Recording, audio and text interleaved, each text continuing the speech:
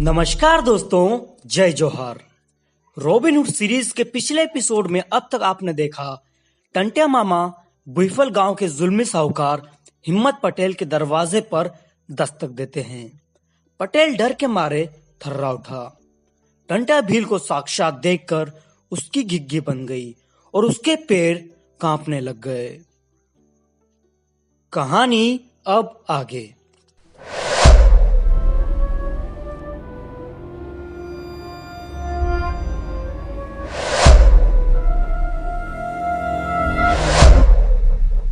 तारीख थी 25 अप्रैल और साल था 1879।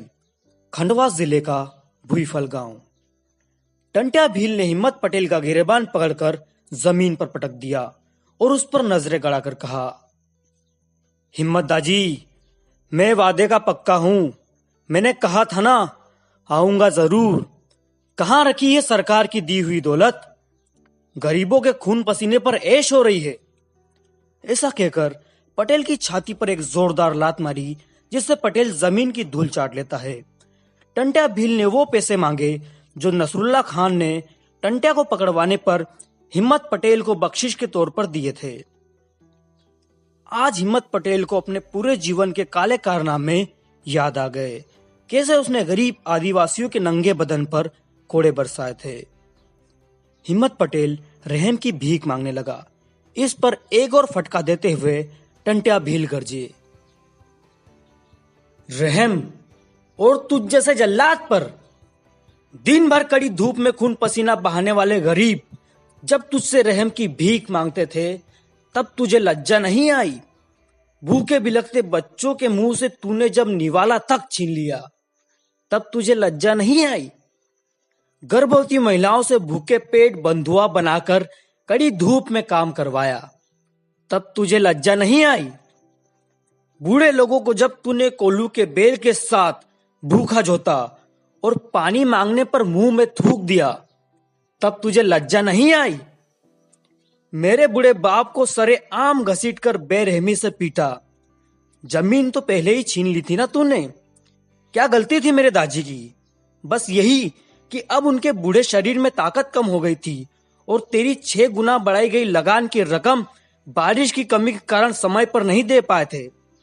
मेरे बूढ़े दादी के कमजोर शरीर पर तूने कोड़े मारे, तब तुझे लज्जा नहीं आई?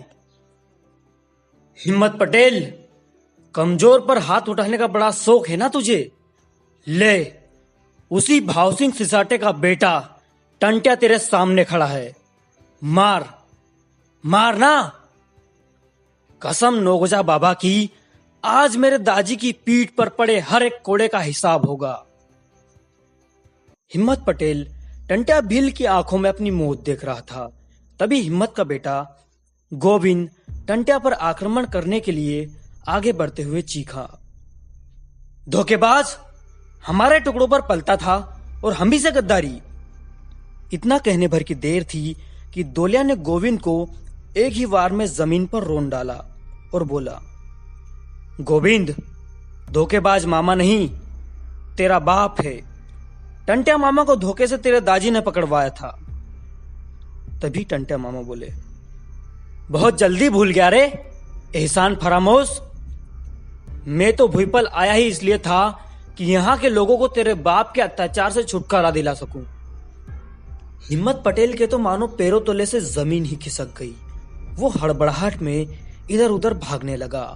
अभी उसने कुछ ही कदम बढ़ाए ही थे कि तभी एक जोरदार गन शॉट की आवाज आती है और हिम्मत पटेल धड़ाम से जमीन पर गिर पड़ता है। टंट्या मामा ने अपनी बाईं तरफ खड़े बिजनिया भील की तरफ देखा, जिनकी राइफल से धुआं निकल रहा था। बिजनिया भील बहुत गुस्सैल स्वभाव के आदमी थे और टंट्या मामा के खिलाफ जरा सी भी गलत बात बर्दाश्त नहीं करते थे। गोली दागने की आवाज सुनकर पूरा भुईफल गांव सहम उठा। सब लोग अपने अपने घरों में दुबक गए। टंट्या मामा के साथ आए 17 लोगों ने पटेल का पूरा घर लूट लिया। इस प्रकार मामा ने अपने दाजी पर हुए अन्याय का बदला लिया और वापस बिलखेड़ के जंगल में अपने खुफिया ठिकाने वाली गुफा की तरफ रवाना हो गए। भुईफल के फौजदार इस खबर से चौंक उठे। खंडवा में खबर पहुंची। वहां के आदिवासी दौड़ते हुए आए। सारे पुलिस थानों को तार भेजे गए। पुलिस पार्टियों को संदेश भेजे गए। लगातार 1 महीने में ऐसी 18 घटनाएं हुई। पुलिस उलझन में पड़ गई। टंट्या नर्मदा तापी की घाटी में घूम रहा था। हर गांव के साहूकार को सबक सिखा रहा था। माल गुजारों को लूट रहा था। लूट वो अपने साथियों में बांट देता था। टंट्या गरीबों की मदद करता था। उन्हें साहूकारों के शिकंजे से मुक्त करा देता था। एक ही साल में टंट्या का नाम निमाड़ के गांव गांव में गूंजने लगा। उसने डिप्टी कमिश्नर मिस्टर इसमे को चुनौती दी थी। एक अनाड़ी भील पुलिस को चुनौती देता है, माल गुजार साहूकारों को सबक सिखाता है और लूट की रकम गरीबों में बांट देता है। ये बातें पूरे निमाड़ में फैलने लगी। लोग टंट्या मामा को जंगल का राजा कहने लगे। उनके साथी उनके सरदार थे। टंट्या मामा उदारता से लोगों के साथ पेश आते थे। वो न्यायी थे। अन्याय से पीड़ित व्यक्ति की वो तत्काल मदद करते थे। अन्याय करने वालों को सजा देते थे। वो किसी भी याचक को खाली हाथ वापस नहीं भेजते थे। गांव के पांडे पटवारियों की भी मदद करते थे। टंट्या मामा अपने साथियों को नियमित रूप से पैसे देते थे। खंडवा शहर का Kotwali police station. Inspector Ibrahim Beg अपनी चेयर पर बैठे बैठे बहुत ही गहरी सोच में डूबे हुए थे। तभी वहां हवलदार आता है। सलाम साहब। साहब, मैं बहुत देर से देख रहा हूं आप बहुत गहरी सोच में डूबे हैं। टेबल पर रखी हुई कॉफी भी पड़े पड़े ठंडी हो गई। अरे हाँ भोलाराम, क्या बताऊं, मैं टंट्या भील के बारे में सोच रहा था। कितने इंस्पेक्टर आए और कितने चले गए, लेकिन एक मामूली भील को नहीं पकड़ पाए। पिछले दिनों जब मेरी पोस्टिंग होशंगाबाद में थी तो मैंने इसके जैसे कई भीलों को छठी का दूध याद दिलाया है। फिर ये टंट्या किस खेत की मूली है। जब इब्राहिम बेग का डंडा चलता है ना तो अच्छे अच्छे पोपट की तरफ बोलने लगते हैं। इतना कहकर दोनों ठहाका मारकर हंसने लगे। वैसे क्या नाम बता था टंट्या के गांव का? जी वो पोखर में रहता है आजकल। हाँ वही पोखर। बग्घी निकालो, अभी टंट्या के गांव जाना है। और हाँ, 2 हवलदारों को भी साथ ले लेना। आखिर इंस्पेक्टर बेग के मन में क्या चल रहा था? उन्होंने अचानक हवलदार से पोखर जाने की बात क्यों की?